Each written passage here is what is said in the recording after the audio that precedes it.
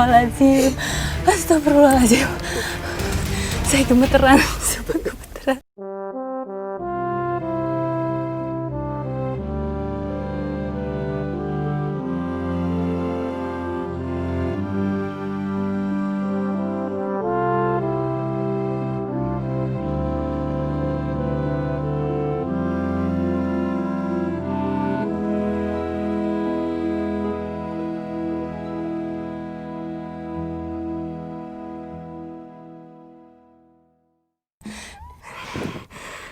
Ntar dulu, Pak.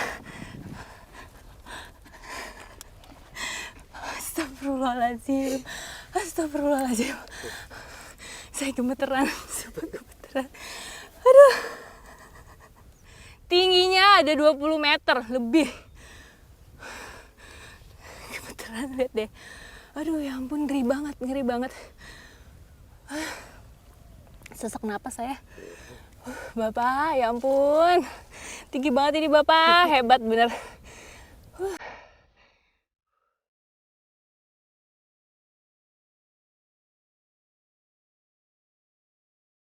Catatan saya dalam setiap perjalanan di seantero Nusantara, banyak pekerjaan dengan resiko mempertaruhkan nyawa demi sesuap nasi, termasuk penyadap sari pohon gewang ini.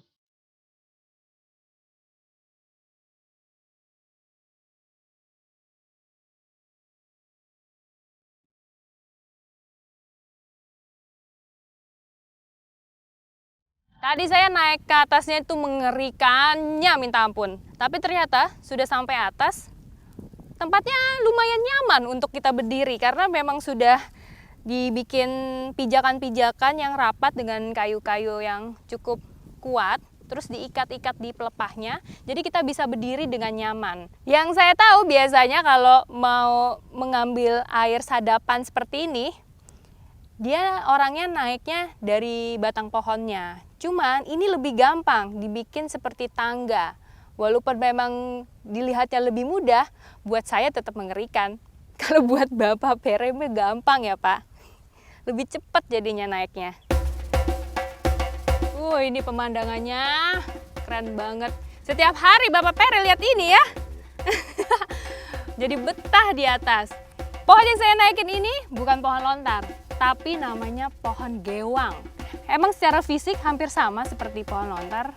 Dia memang masih satu jenis sama pohon palma atau palem-paleman. Cuman yang berbeda itu dari bunganya. Kalau gewang itu bunganya itu tumbuh ke atas seperti ini. Kalau lontar kan dia merunduk ke bawah. Dan cara pengambilan airnya ini sama ya Bapak. Jadi batang bunganya dikasih potong, terus airnya diambil. Nih sudah ditadahin satu-satu. Tanaman gewang dapat tumbuh dengan baik di ketinggian 0 sampai 400 meter di atas permukaan laut dengan pH tanah sekitar 5 sampai 6. Selama periode penyadapan, pohon gewang dapat menghasilkan 2.700 hingga 4.000 liter air sari pohon dan dapat terus-menerus disadap selama 132 hari. Iya, ini air larunya. Wih, banyak sekali nih Bapak. Ini langsung minum tidak apa-apa ya? Tidak apa-apa.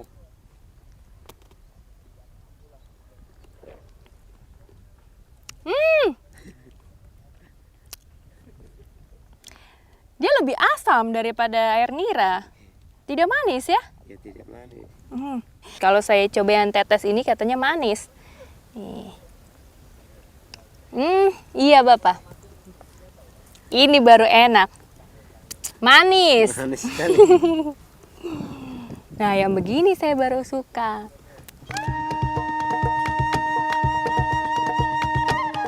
Gewang bernama Latin Corypha utan Lamarck, termasuk suku Arisaceae yang banyak ditemukan di savana Nusa Tenggara Timur. Seluruh bagian pohon gewang dapat dimanfaatkan untuk kebutuhan hidup manusia.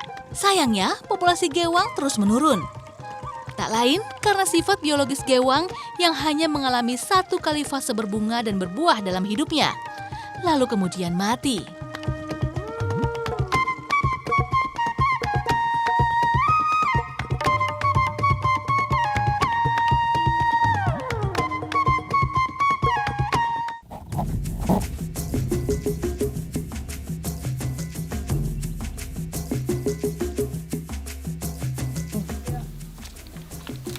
Sementara yang tadi disimpan, nah ini yang digantung-gantung sudah siap untuk dijual. Ini satu wadah berapa harganya bang? 10.000. Iya. Bapak mau beli berapa? Beli 2 jargon. Ini bapak, waduh, satu dijin. Pakai dolar kah? Iya. Boleh? Boleh. Pakai dolar bayarnya. Ini dolar Amerika. Tapi memang ini mata uangnya negara Timur Leste. Iya. Ini beli. Kembalinya pakai rupiah saja tidak apa-apa. Tidak apa-apa. Wow. Ini bang, hebat ya. Ini nih uniknya, ada daerah perbatasan yang memiliki 2 mata uang. Jadi tidak masalah ya. Iya. Berarti Bang Jerry nih di kantongnya isinya dolar semua. Selamat minum-minum Bapak.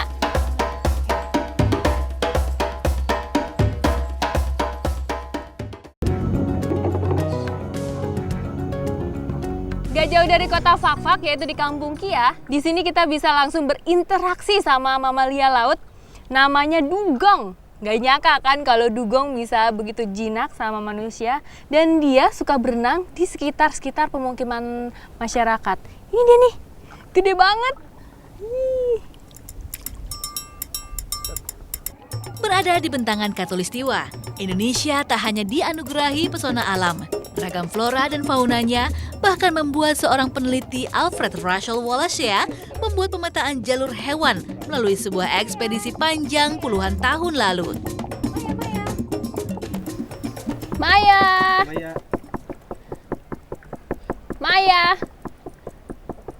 Namanya Maya Sari. Kayak nama cewek. Tapi badan katanya ini dugongnya jantan loh. Iya.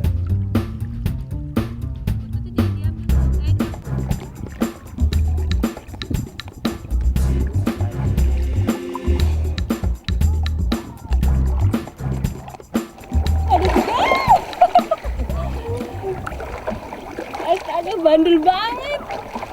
Kayak gini nih, kalau misalnya ada sampan, dia suka iseng di bercanda-canda di bawah. Kadang-kadang suka ditahan sampahnya, jadi kita nggak bisa kemana-mana. Gede banget loh, ini ada hampir 3 meter. Maya, bantu. Hey, ini dia tuh.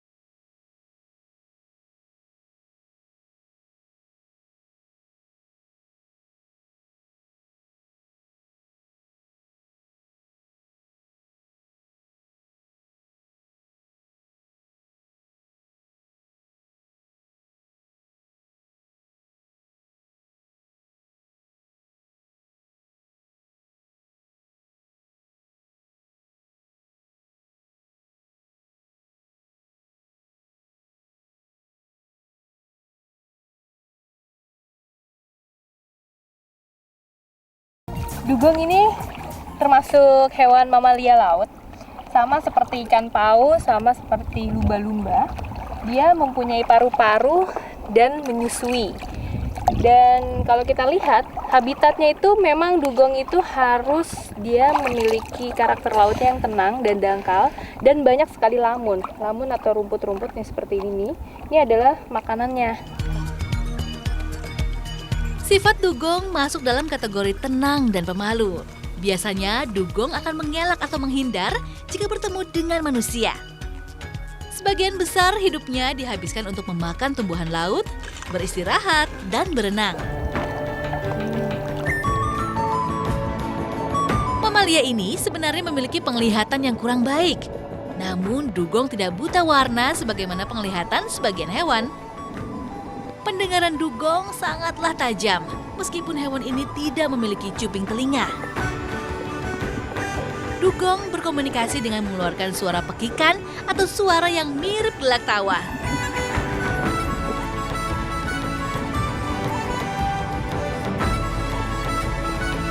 Kalau kita lihat fisiknya, dugong itu tidak seperti mamalia laut seperti lainnya ya, kayak paus atau lumba-lumba. Kan kalau mereka tuh memiliki kulit yang licin, sama dia memiliki sirip. Tapi kalau dugong itu bentuk fisiknya tuh hampir mirip seperti anjing laut. Dia punya bulu-bulu kasar di atas mulutnya. Itu gunanya untuk mencari makanan ya, Om ya. Dan juga bentuk mukanya tuh agak lonjong ke bawah. Saat berkegiatan aktif, dugong berenang naik ke atas permukaan air untuk menyedot udara setiap 1-4 menit. Dan setiap 10-15 menit di saat istirahat. Lubang hidung dugong tertutup rapat apabila sedang menyelam. Kapasitas paru-paru dugong sangatlah besar. Ia bisa mengisi sekitar 98% kapasitas paru-parunya setiap kali ia bernafas. Paru-paru ini juga bertindak sebagai pelampung saat dugong berenang dan menyelam. Dugong memiliki usia maksimal hingga 70 tahun. Sayang, regenerasi hewan ini tergolong rendah. Dugong betina hanya melahirkan setiap 2 hingga 5 tahun sekali dengan masa kehamilan selama 13 bulan.